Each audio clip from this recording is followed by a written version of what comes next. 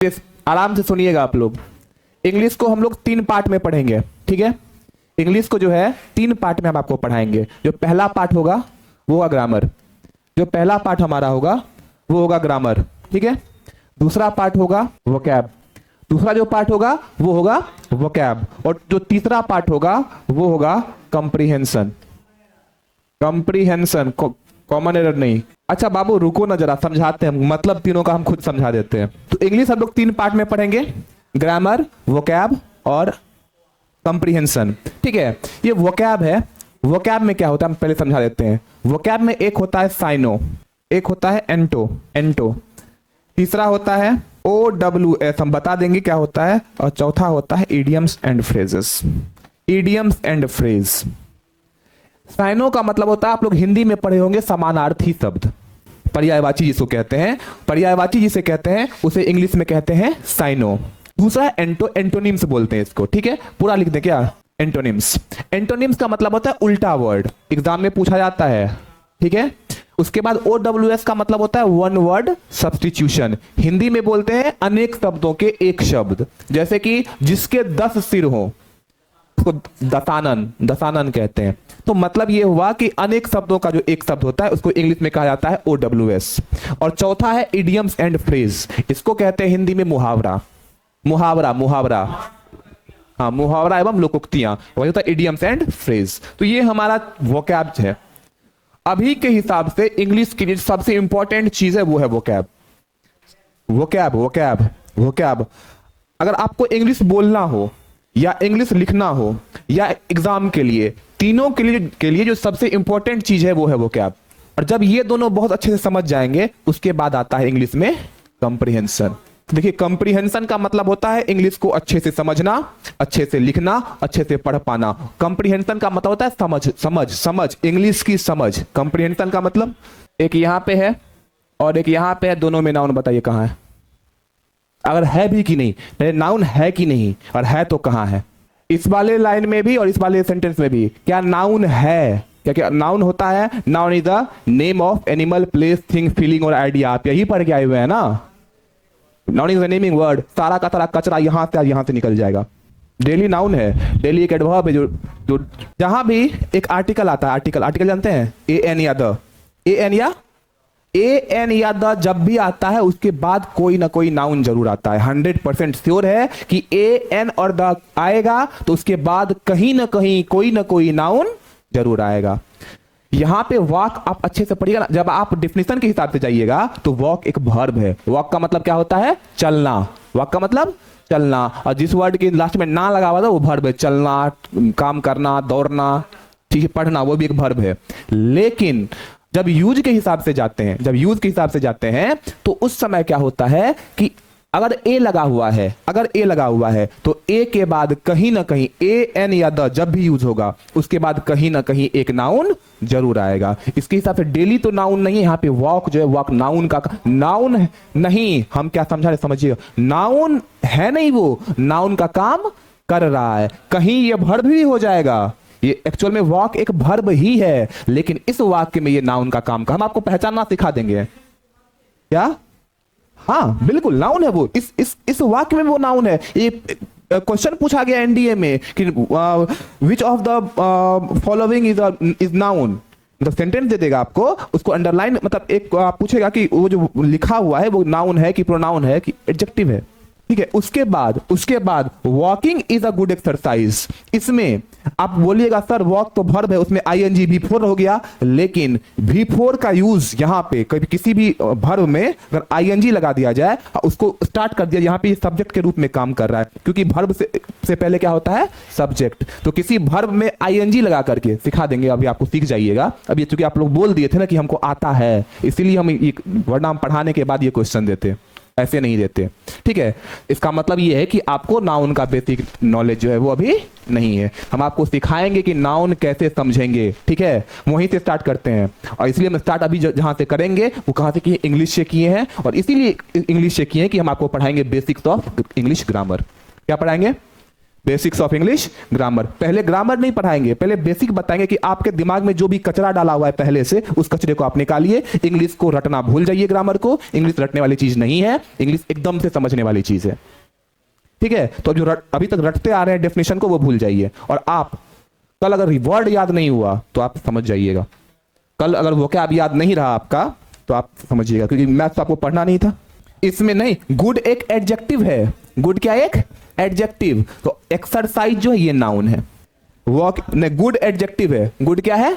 Adjective. अब ये सिखाएंगे, अभी तक नहीं सिखाए हैं, अब सिखाएंगे। सबसे पहले हम लोग स्टार्ट करते हैं, इंग्लिश क्या है। आप बताइए कि इंग्लिश क्या है, ठीक है। नाउन कैसा वर्ड है? लैटिन भाषा का शब्द है। इसी तरीके से लाठी, लाठी का इंग्लिश क्या होता है? लाठी ही होता है। ये किस भाषा का शब्द है? हिंदी भाषा का शब्द है। अगर आपसे पूछे डकैत का इंग्लिश बताइए क्या होता है? डकैत का इंग्लिश, डकैत, डकैत, रॉबर। रॉबर का मतलब डाकू होता है, तो डकैत कैसे हो जाएगा? डकैत का डकैत होता है, और उसका स्पेलिंग होता है DACOIT। डकैत का स्पेलिंग क्या होता है? DACOIT, डकैत, ठीक है। डकैत DACOIT, हाँ CO लिखे हुए, COIT। इसी तरीके से पुराने जमाने में हम लोग धोबी के लिए वाटरमैन यूज करते थे, अब चेंज हो गया, अब धोबी के लिए भी धोबी ही यूज किया जाता है। वो इंग्लिश में गलत नहीं है।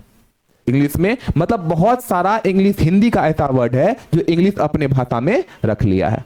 बात को समझ गए? बात समझ गए ना? तो इंग्लिश क्या करता है, पूरे दुनिया से जो भाषाएं हैं उसमें से जो वर्ड उसको अच्छा लगता है उठा के अपने डिक्शनरी में डाल देता है। इंग्लिश क्या एक लैंग्वेज है, और आप किसी भी लैंग्वेज को या तो बोल सकते हैं या तो लिख सकते हैं। तो ये तरीके आप कैसे एक्सप्रेस करिएगा? या तो लैंग्वेज को बोलिएगा या तो लैंग्वेज को लिखिएगा। तो या तो आप किसी भाषा को लिख सकते हैं या तो बोल सकते हैं। बोलते कैसे हैं? कैसे बोलते हैं? किस माध्यम से बोलते हैं? किस माध्यम से? बोलने का कुछ माध्यम होगा ना। बोलने यूज किसका करते हैं? साउंड का। बोलते तो क्या निकलता हमारे मुंह से? साउंड निकलता है। साउंड क्या निकलता है? साउंड। अगर हम बोलते तो किस माध्यम से बोलते हैं? साउंड के माध्यम से। और लिखते हैं तो किसके माध्यम से लिखते हैं? लेटर्स के माध्यम से। लेटर्स, लेटर का यूज करते हैं लिखने के लिए। तो बोलने के लिए क्या यूज करते हैं हम लोग? साउंड। और लिखने के लिए क्या यूज करते हैं? लेटर्स।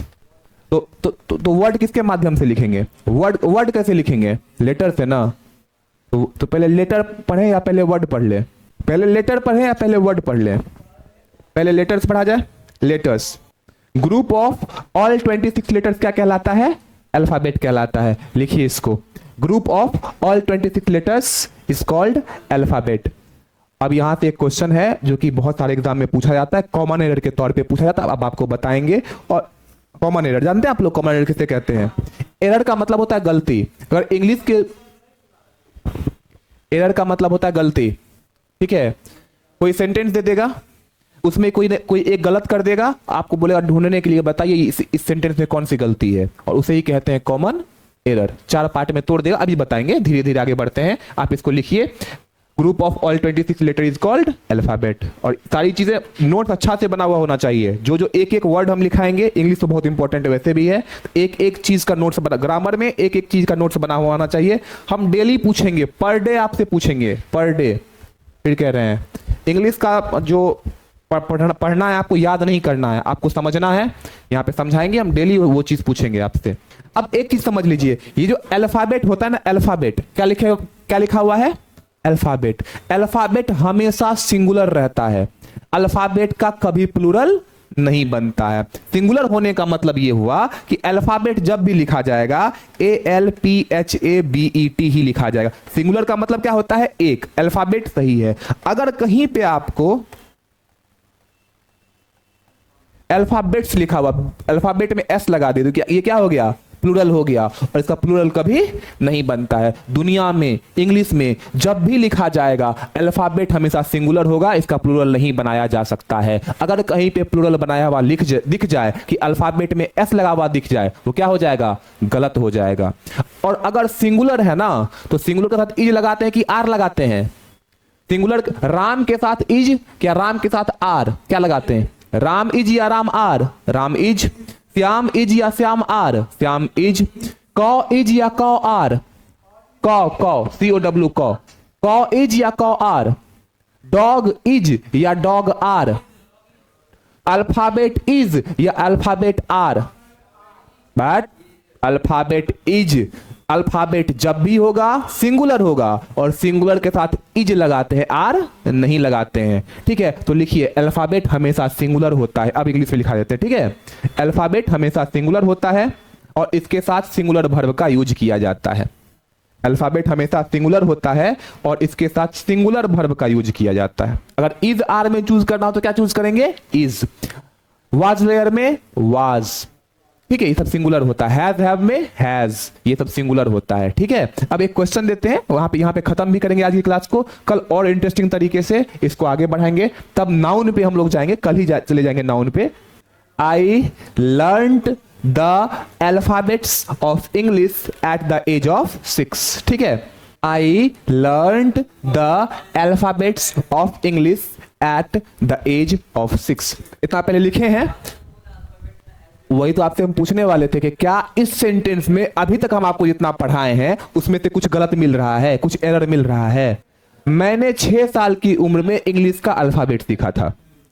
ठीक है, LE, देखिए LEARNT लर्नड होता है। ठीक है, यहां पे जो गलत है वो क्या है, गलत ये है कि ये जो चीज है अभी हम आपको जो पढ़ाए हैं अल्फाबेट, अल्फाबेट्स में हम क्या लगा दिए हैं यहां पे एस, और अल्फाबेट में कभी एस नहीं लगेगा। जब भी होगा ये लिखा जाएगा अल्फाबेट।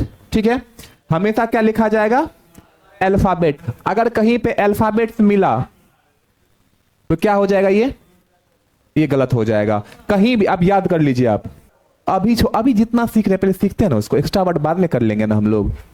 अपोस्ट्रोफी एस वो अलग चीज हुआ ना, अभी हम लोग सिंगुलर प्लूरल का बात कर रहे हैं ना।